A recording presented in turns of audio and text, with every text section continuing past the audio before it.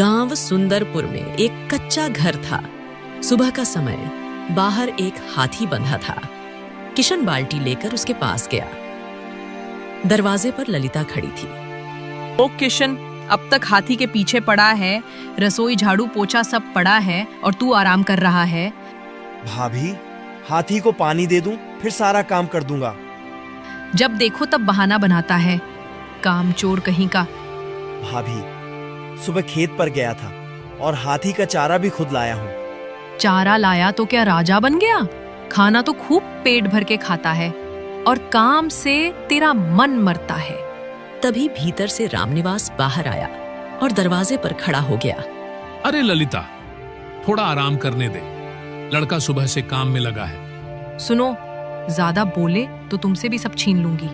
चुपचाप खड़े रहो। किशन रोज यही सब सुनता था और सवेरे से लेकर रात तक खेत, जानवर, घर का हर काम सब उसी के हिस्से आता था। ललिता के पास हर काम का ताना रहता था और भाई के पास हर बात का मौन। किशन बिना जवाब दिए और बिना किसी उम्मीद के सब सहता था।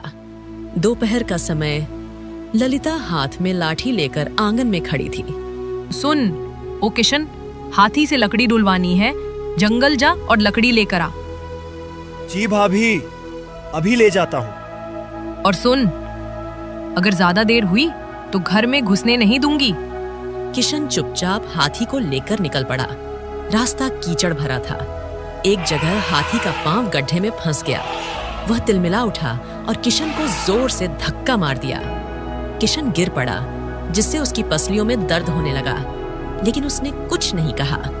बह उठा और चुपचाप हाथी को लेकर गांव की ओर चल पड़ा। किशन हाथी को घर लाया और उसे खूंटे से बांध दिया। ललिता वहीं खड़ी थी। देखो रामनिवास, तुम्हारे छोटे भाई ने हाथी का क्या हाल कर दिया। भाभी, रास्ते में हाथी का पांव फंस गया था, इसलिए देर हो गई। ओह, तो अब बहाने बनाना भी सीख गया। मुझे बेवकूफ समझता है क्या? ललिता, थोड़ा समझ के बोलो, चोट लगी है किशन को। चोट लगी है तो मर क्यों नहीं गया? अब किसी काम का नहीं रहा ये। किशन के शरीर में दर्द था और भूख से पेट भी जल रहा था, मगर किसी ने पानी तक नहीं पूछा। वह चुपचाप एक कोने में लेट गया। किशन रात भर बुखार से कांपता रहा, लेकिन किसी ने नहीं देखा कि वह जिंदा है या मरा। अगली सुबह ललिता फिर से दरवाजे पर खड़ी होकर चिल्ला रही थी। अरे ओ किशन, आज आखिरी दिन है तेरा इस घर में, निकल जा, अब तेरी शक्ल भी नहीं देखनी। किशन चुपचाप उठा। उसने पुरानी चप्पल पहनी और एक झोले में कपड़े रखे और घर से निकल गया। रामनिवास दरवाजे पर खड़ा ये सब देख रहा था। वह कुछ कहना चाहता था, मगर बोल नहीं पाया। किशन बिना पीछे देखे चला गया।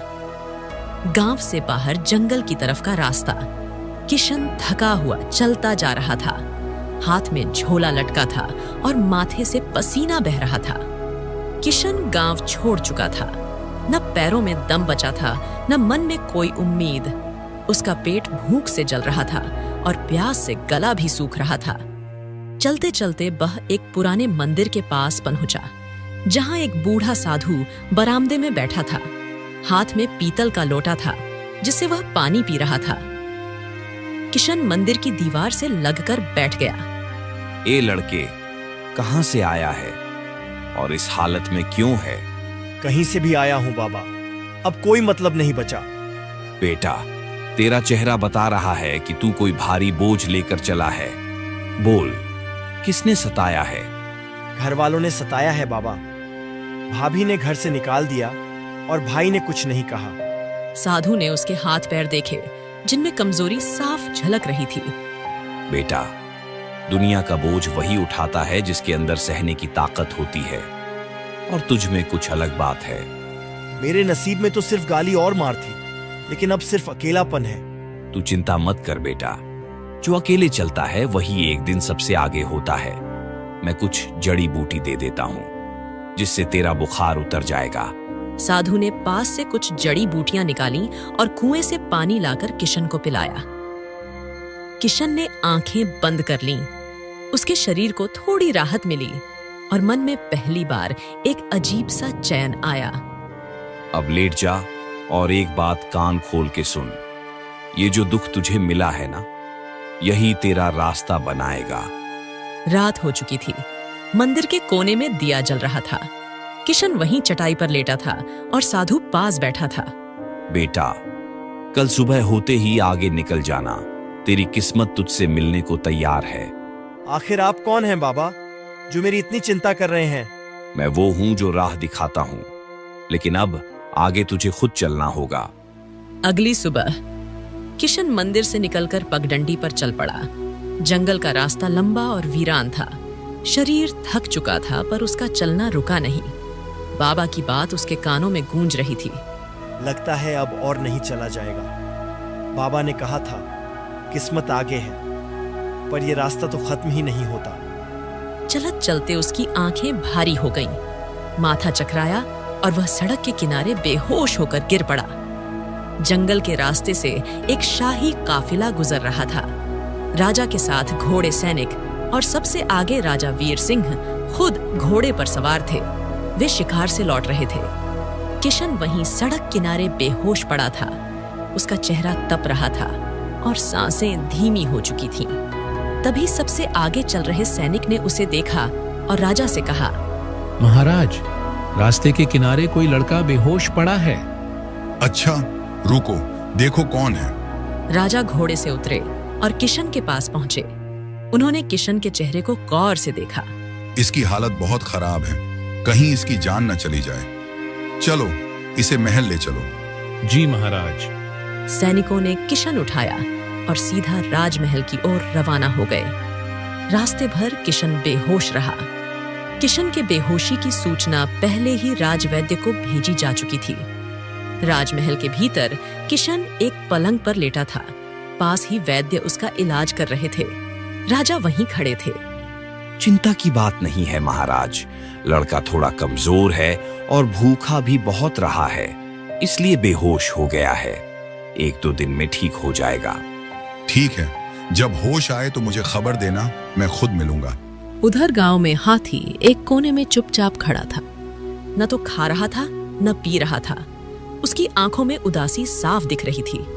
ललिता और रामनिवास कुछ दूरी पर खड़े चिंता और झुंझलाहट के साथ बात कर रहे थे। देख लिया ललिता, ये हाथी भी उसी किशन की तरह जिद्दी निकला। जब से वो गया है, इसने कुछ खाया पिया नहीं है। मैं तभी तो कहती थी कि ज्यादा सिर मत चढ़ाओ उस लड़के को। अब भुगतो। हाथी भी उसी की तरह मुंह फुला के बैठा है, मानो हम ही गुनहगार हैं सबके। ललिता, तुमने ही तो उसे घर से जाने को कहा, पर सोचा नहीं था इतना दिल पर ले लेगा। अब ये हाथी कुछ हो गया ना, तो गांव वाले भी हमको ही दोष देंगे। हाँ, कहीं मर ही ना जाए ये भूख से। किशन तो चला गया, अब ये हाथी भी चला गया, तो क्या मुंह दिखाएंगे गांव में। किशन वही तो सबका चहेता था। जानवर क्या, आदमी तक उससे जुड़ जाते थे। लगता है इस हाथी को भी उसकी बहुत याद आ रही है। 2 दिन बाद किशन को होश आया। उसकी आंखें खुली तो सामने सफेद छत दिखी। पास खड़ा सेवक पानी लेकर आया। अब चिंता मत करो, राजवैद्य जी ने कहा है आपको आराम करना है। मैं कहाँ हूँ? आप महाराज वीर सिंह के महल में हो। उन्हीं ने आपको रास्ते से उठवाया था और इलाज करवाया। थोड़ी देर बाद राजा खुद कमरे में आए और किशन के पास बैठ गए। अब तबीयत कैसी है लड़के? ठीक है, लेकिन आप कौन हैं? मैं इस राज्य का राजा हूँ वीर सिंह। तू कौन है और जंगल में यूं अकेला क्यों पड़ा था? मेरा नाम किशन है। मुझे मेरे घर से निकाल दिया गया है। क्यों निकाला गया? इसके बाद किशन राजा को सारी बात बता देता है। राजा किशन की बातें सुनकर चुप रह गए। उन्हें किशन की आंखों में कुछ सच्चाई नजर आई। ठीक है, जब तू ठीक हो जाएगा फिर सोचेंगे तुझे महल में क्या काम देना है। तब तक आराम कर। महल की दीवारों के बीच किशन का एक नया सफर शुरू हो चुका था। उसे नहीं पता था कि उसकी जिंदगी में एक ऐसा मोड़ आने वाला था जो उसके नाम को इतिहास बना देगा। राजमहल का एक लंबा बरामदा, जहां कई सेवक सफाई कर रहे थे। एक कोने में किशन बाल्टी और झाड़ू ले खड़ा था। सामने एक सैनिक उसे काम समझा रहा था। ओ लड़के, आज से तेरा काम यही है कि तू सुबह सबसे पहले आंगन और दरबार की सफाई करेगा। ठीक है मालिक, जैसा आप कहें। और सुन, ज्यादा मुंह मत खोलना, सिर्फ काम करना। ये राजा का महल है, यहाँ गलती की माफी नहीं मिलती। शाम का समय किशन महल के एक कोने में बैठा रोटी खा रहा था। हाथ में मोटी सी सूखी रोटी थी और कटोरी में दाल रखी थी। ओ किशन, ये ले खाट ले, आज तू यही सो जा। आज बाहर वाले कमरे में बाकी राजपुरुष सोएंगे। चलो कोई बात नहीं, जहां जगह मिले वहीं सो लूंगा। धीरे धीरे किशन को महल की रफ्तार समझ आने लगी थी। वह किसी से उलझता नहीं था, बस अपने काम से काम रखता था। कुछ दिन बाद दरबार में अफरा तफरी थी। राजा सिंहासन पर बैठे थे, मंत्री पास खड़ा था। कुछ सैनिक तेजी से अंदर आए। महाराज, बंधुआपुर गांव से खबर आई है कि एक पागल हाथी ने गांव में घुसकर कई घर तोड़ डाले हैं। ये कब हुआ? आज सुबह महाराज, भोर में 4 घर रौंद दिए और 2 लोगों की जान भी चली गई है। ये तो बड़ी चिंता की बात है महाराज। अब क्या किया जाए? पहले ये बताओ कि हाथी अभी कहाँ है? महाराज, वह जंगल की ओर निकल गया है, पर गांव वाले बहुत डरे हुए हैं। दरबार में सन्नाटा छा गया। सब लोग एक दूसरे का मुंह ताकने लगे। कोई कुछ नहीं बोल रहा था। तभी पीछे से एक आवाज आई। महाराज, एक बात कहूं। बोल लड़के। अगर आप इजाजत दें तो मैं उस हाथी को काबू कर सकता हूं। दरबार का माहौल गंभीर था। किशन ने साहस दिखाते हुए हाथी को काबू करने की बात कह दी। सभी दरबारी चौंक गए। मंत्री आगे बढ़ा और किशन की ओर घूर कर देखा। ओ लड़के, तुझे पता भी है कि तू क्या बोल रहा है? चुप रहो मंत्री, पहले लड़के की बात पूरी सुनो। महाराज, मैं हाथी के साथ पला बढ़ा हूं, उसे समझता हूं, उसके दिमाग को पढ़ सकता हूं। अगर मुझे मौका मिला तो गांव को उस हाथी से बचा सकता हूं। और अगर तेरा दावा झूठा निकला तो सजा दीजिएगा महाराज, मगर मुझे यह मौका दीजिए। किशन की बात सुनकर पूरा दरबार स्तब्ध हो गया। किसी नौकर ने पहली बार इतनी हिम्मत दिखाई थी। राजा कुछ देर तक सोचते रहे, फिर सैनिकों से कहा, 2 सैनिक इसके साथ जाओ और बंधुआपुर गांव की हालत देखो। अगर यह लड़का कुछ कर सका तो इसे सबसे बड़ा इनाम मिलेगा। शुक्रिया महाराज, मैं पूरी कोशिश करूंगा। महल के बाहर का मैदान था। किशन 2 सैनिकों के साथ घोड़े पर सवार हुआ और रास्ते की ओर निकल पड़ा। किशन पहली बार महल से बाहर किसी जिम्मेदारी के लिए निकला था। अब यह सिर्फ एक काम नहीं था, यह उसका इम्तिहान था, जहां उसकी मेहनत उसकी पहचान बनने वाली थी। बंधुआपुर गांव का चौपाल, जहां चारों ओर टूटी हुई दीवारें और डरे हुए लोग थे।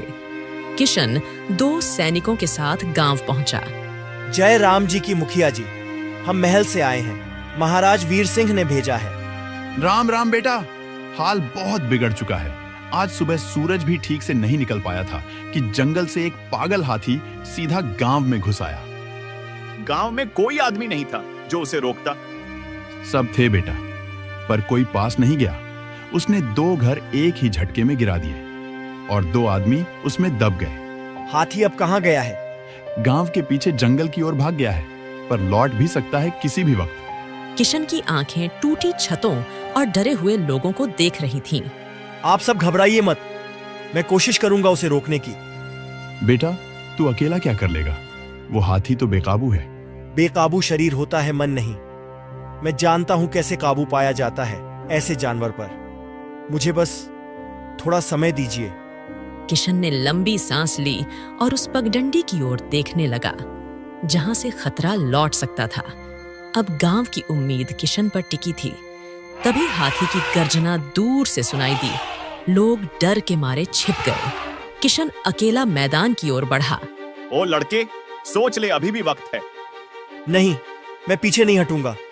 हाथी सामने आ चुका था। उसकी चाल तेज थी और आंखें लाल थीं। किशन ने ढोल उठाया और बजाना शुरू किया। आवाज पूरे गांव में गूंजने लगी। हाथी रुक गया। मुझे पहचान, मेरे पास आ, मैं तुझे जानता हूं। हाथी धीरे धीरे शांत हो गया। उसकी आंखों की आग ठंडी पड़ने लगी। किशन उसके पास गया और उसके माथे पर हाथ रखा। ये लड़का तो चमत्कार कर गया। गांव बच गया और साथ ही किशन ने खुद को भी साबित कर दिया था। कुछ समय बाद बंधुआपुर गांव के चौपाल पर गांव वाले जमा थे। किशन हाथी की रस्सी पकड़े खड़ा था। 2 सैनिक घोड़े के पास खड़े थे। बेटा, तेरा बहुत बहुत धन्यवाद, तूने आज गांव को बचा लिया। मैंने सिर्फ अपना फर्ज निभाया है। अब देर न करें, चलिए किशन, महाराज को खबर देना जरूरी है। किशन ने हाथी को हल्के हाथ से छुआ और फिर धीरे धीरे महल की ओर निकल पड़ा। गांव वालों की नजरें तब तक उस पर टिकी रहीं जब तक वह ओझल नहीं हो गया। राजमहल का दरबार लगा था। राजा सिंहासन पर बैठे थे। मंत्री और दरबारी दोनों तरफ खड़े थे। महाराज, किशन लौट आया है और साथ में हाथी भी है। तुरंत अंदर बुलाओ। किशन महल के अंदर पहुंचा। हाथी बिल्कुल शांत खड़ा था। दरबार में सन्नाटा था। सब किशन को देख रहे थे। कहो लड़के, गांव का क्या हाल है? महाराज, गांव अब सुरक्षित है और हाथी अब काबू में है। तूने ये कैसे किया? महाराज, जानवर को डर से नहीं भरोसे से जीता जाता है, और वही मैंने किया। राजा ने कुछ देर उसे देखा, फिर सैनिकों को इशारा किया। 2 सैनिक सोने के सिक्कों से भरी थाली लेकर आए और राजा ने उसे किशन के सामने रखवा दिया।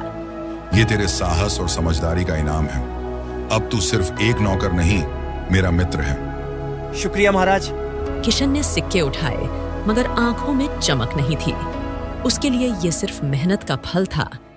किशन ने उन पैसों से एक बड़ी दुकान खोली। अब उसने एक नई शुरुआत की थी, एक व्यापारी के रूप में और एक नई पहचान के साथ।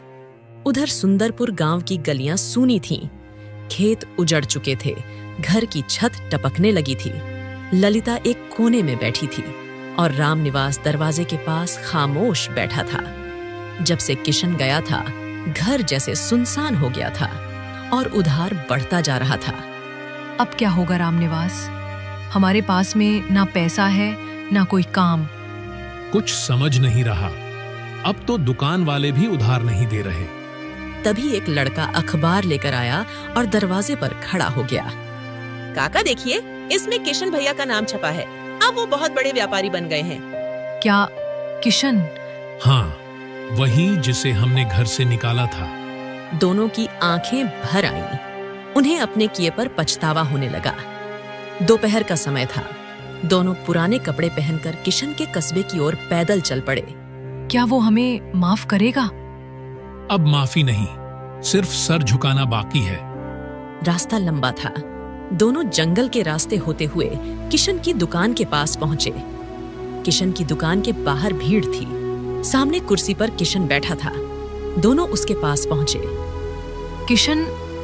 कहिए भाभी। अब कुछ नहीं बचा किशन, घर उजड़ गया है, इसलिए हम तुझसे मदद मांगने आए हैं। किशन उन्हें देखता रहा। उसकी आंखों में पुराने दिन के सारे दृश्य एक पल में घूम गए। मदद? जब घर में था तब तिरस्कार किया, अब क्यों तुम्हें अपनापन याद आ गया? हमसे गलती हो गई किशन, अब कुछ समझ में नहीं रहा है। चाहे जैसे सजा दे, लेकिन हमें अपना ले। हम बुरी तरह कर्ज में डूब गए हैं और गांव का सेठ हमारे खेत हथियाने को तैयार है। किशन ने सेवक को इशारा किया। वह 2 थैले लाया। एक में अनाज था, एक में रुपये। ये ले जाइए, इससे शायद कुछ दिन की राहत मिल जाए, मगर जिस दर्द से मैं गुजरा हूं, उसकी माफी अब मेरे पास नहीं बची। बड़ा आदमी बन गया है तू किशन, अब पहचानना भी छोड़ दिया। बड़ा मुझे समय ने बनाया है और तकलीफों ने तराशा है। तुमने तो बस धक्का दिया था। ललिता और रामनिवास चुप थे। शर्म से या क्रोध से, यह साफ नहीं था। उन्होंने थैले उठाए, बिना एक शब्द कहे वहां से चल दिए। न पीछे मुड़े, न किशन ने उन्हें रोका। किशन अब आत्मनिर्भर था और यही उसकी सबसे बड़ी जीत थी। अब उसे किसी की स्वीकृति की जरूरत नहीं थी। उसकी आंखों में अब सिर्फ एक चमक थी।